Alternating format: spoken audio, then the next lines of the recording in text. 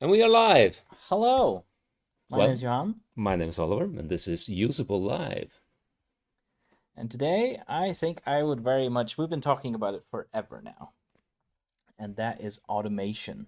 Yes. Because the thing is that sure, I can feed information into Usable, no issue, especially as a non-developer, but the problem is that with emails and all these information, like these general like apps around, at some point you'll get tired of it, having to manually add things into Usable, for example. Yeah, So is there a way we can get around that? there sure is. Oh, So we yes. prepared a bit on one of the automation tools out Yeah, there, n8n. n8n. We even have our own n8n server, but you don't need that. You can use their cloud solution. Yeah, it's open source as well, Yep. so it's all open and free, and you can host it wherever you want. So, but before that, I have created a fictitious email address. Oh, is it a fancy one? Yes, a fancy one. It's a Gmail one, Oh, and it's called Clarity Case Study. look at Remember, that. that's the name of our fictitious company. Yes. So if there is anyone out there that wants to send us an email, just send an email to Clarity Case Study. This is where it gets spammed. Yes, there's a risk. Yeah. Yeah. So if we look at the screen here, so here it is. It's empty. We haven't got any mail. And this is just a completely regular Gmail. Yes, Nothing fancy. nothing fancy. All Um, right. and I'll ask you in a moment just to send an email to me, so I don't Yeah. feel that alone. Sounds good.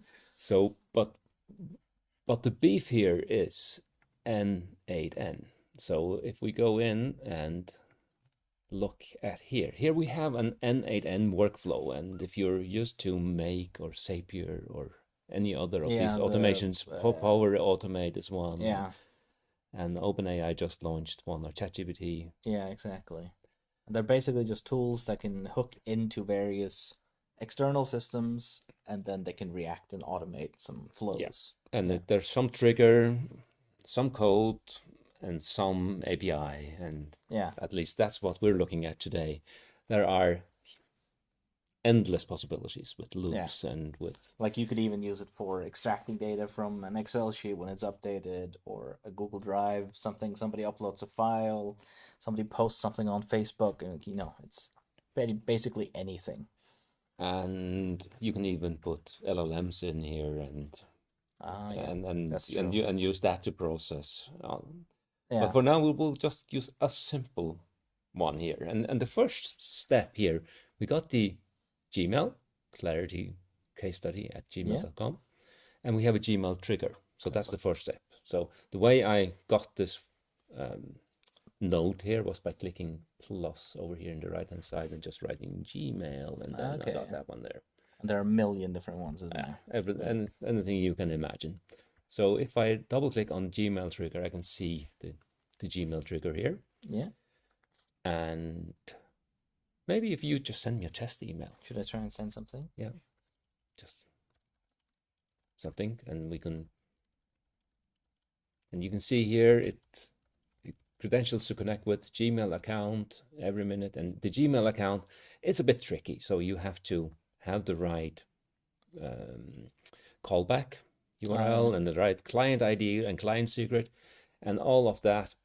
There are hundreds of email or videos on that, so we're Yeah, not going to go into it. But exactly. but basically, you go into Google Cloud and you follow the instructions on setting up a Gmail API and Yeah, so on. I feel like you can just open YouTube, automate Gmail, and you'll find an Yeah, N8N tutorial. and they set it to every minute. Did you Okay. send the email? Yeah, I did send So one. I'm checking the inbox. Yes, hello, usable live, fantastic. And if I now fetch the test event here, All right. I should see it here. Deliver That's to. from Outlook. Yeah, that's true. Where is it? Dong dong dong. Yes, it's from Johan. Oh, look at that. And There's the yeah, subject. subject usable live. Was it usable live or hello usable live? I believe I said Was it? hello usable live. Okay.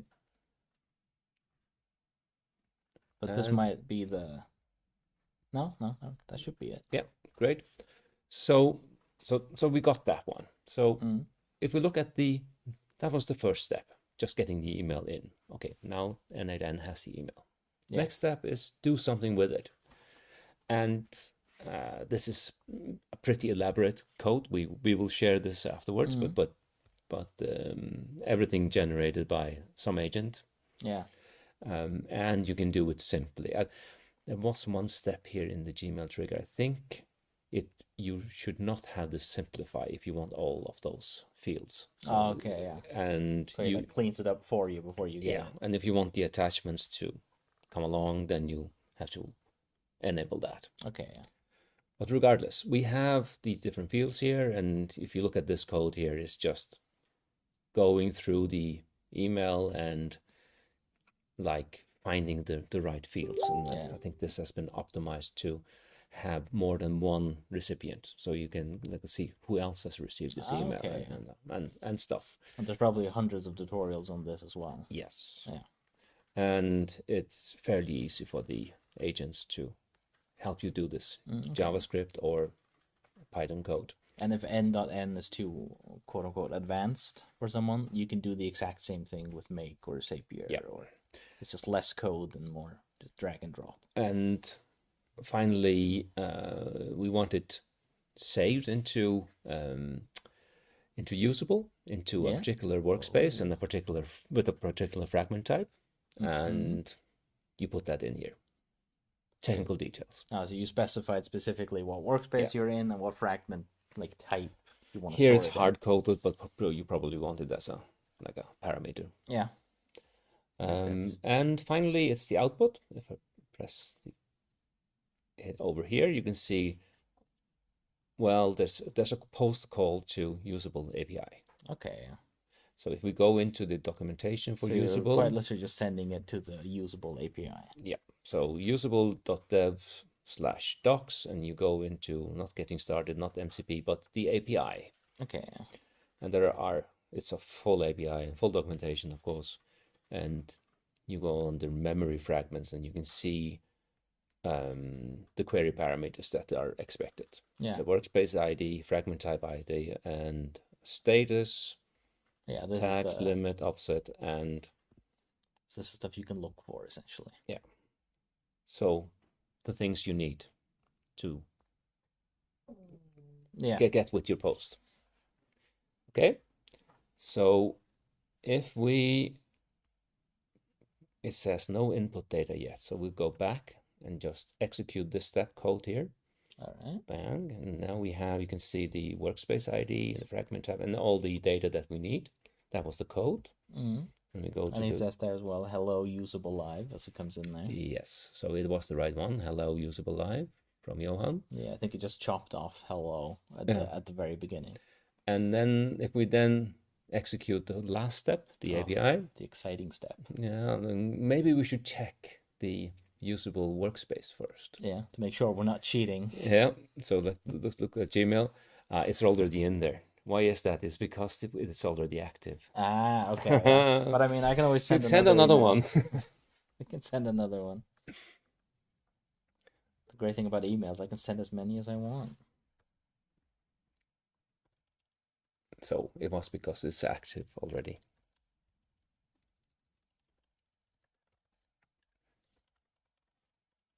And you can see, if I go into this hello usable live, you can see from who it's from and the metadata and so on. It even extracts the bottom footer section. Yeah. So that was part of the code, just to get it a nice structure to it. Yeah. You see? Should I send another one now? Yeah. Did you send another one? No, I haven't sent it. Yet. Send it. All right. We should see it here first.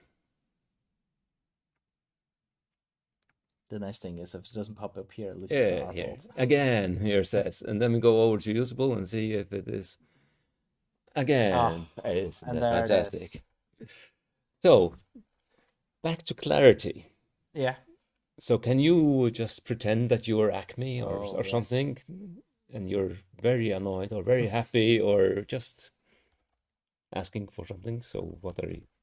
So all right, I'll try to be Acme Corp, and it's the site that we've been demonstrating for quite a while now. Yeah. And I will pretend to say that the login is not working. Login's not working. No, apparently not. Oh, okay. So So Acme's probably not that happy at the moment. We are unable to log into the dashboard. Luckily, we can say, luckily it is during vacation days, so this is not critical, but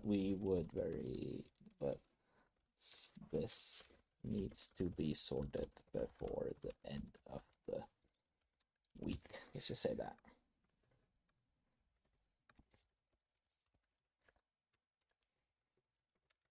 And while you're completing the email, I went into the usable chat that was launched on Friday. Yeah. And I'm just asking usable chat, do I have access to the, what is it called again? It's called Our CRM.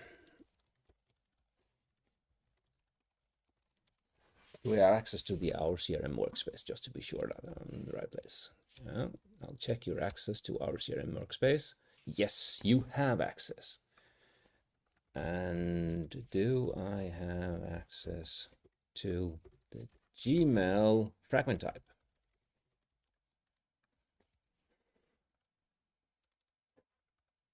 I'll check what fragment types are available in the Our CRM workspace. All right, something like that. Should I then send it? Should I dare? Yeah, try to send it. There we go. Oh, you're over in the usable chat now. Yes. Yes, you do have access to the Gmail fragment type. Well, can you list the emails that I have received?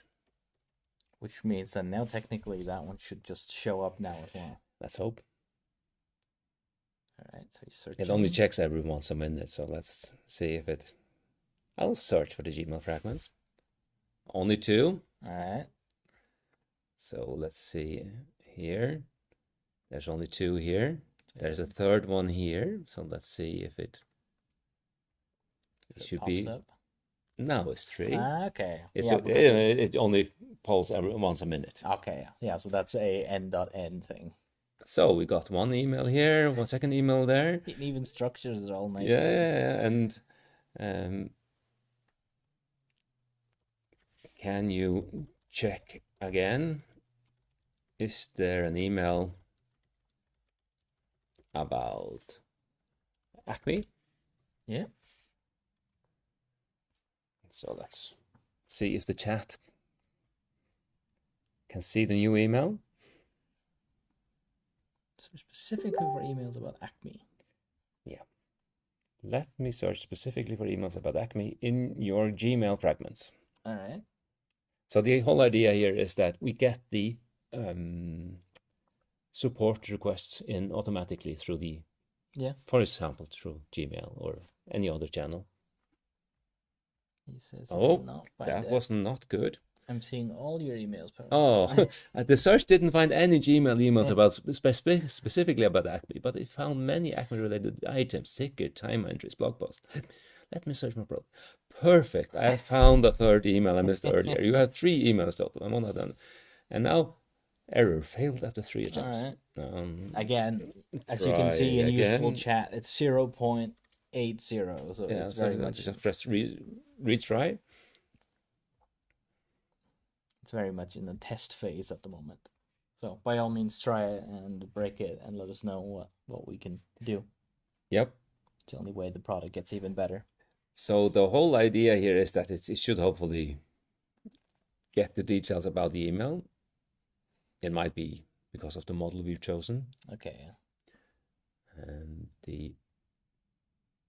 because the whole thing as well is that after we're done with this session, I will most likely be jumping in and doing the same, because we have some customers that we do a lot of email communication with, and there's a lot of information that would otherwise kind of fade away that are very important to our implementation details. Yes. So instead I will implement a way where we get the emails directly into usable. Now I changed the model to Gemini. I found one more email. Login is not working. Login is not working. So it's the model itself that was the issue in this case. Yeah. Yes, I found the Acme email. Here's the complete list of your Oh, emails. Email 1, login is not working. Okay. from Acme Yeah, Corp. and it says, high clarity. We're unable to log into the dashboard. Luckily, it's during vacation days and not critical, but it needs to be sorted before the end of the week. Acme Corp. Lead sales representative, John Mancy. No, Mackenzie. Yeah, I don't know. I panicked and wrote whatever Scottish So, name I could think of. can you add this, the Acme email, as a ticket? Oh, look at that. So you can almost have like a system as well where you would just on a daily basis go check your tickets And, or check your and emails. of course, Usable knows that. I'll create a support ticket for the Acme Corp login issue. Let me search for the ticket template format first. Ensure I followed the correct structure. Perfect. Now I'll create a new ticket for the Acme Corp login issue. Boom. Oh, that's nice. Because then we'll see if he prioritizes it high as well. Because it has to be done before the end of the week. So let's see if a ticket created successfully, priority high, Oh, nice. ported by, and correct structure and everything. Component authentication as well.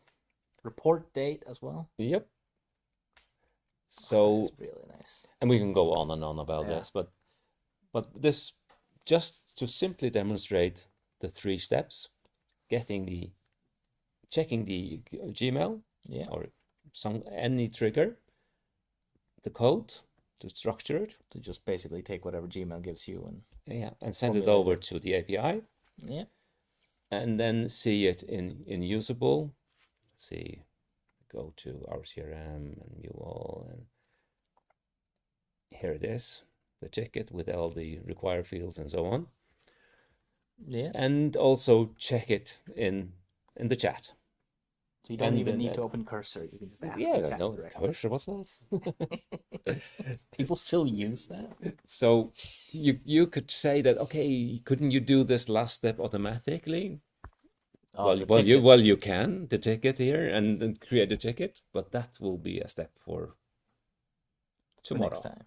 Leave Or- them wanting more. That's Yeah, good. tomorrow or later. Yeah.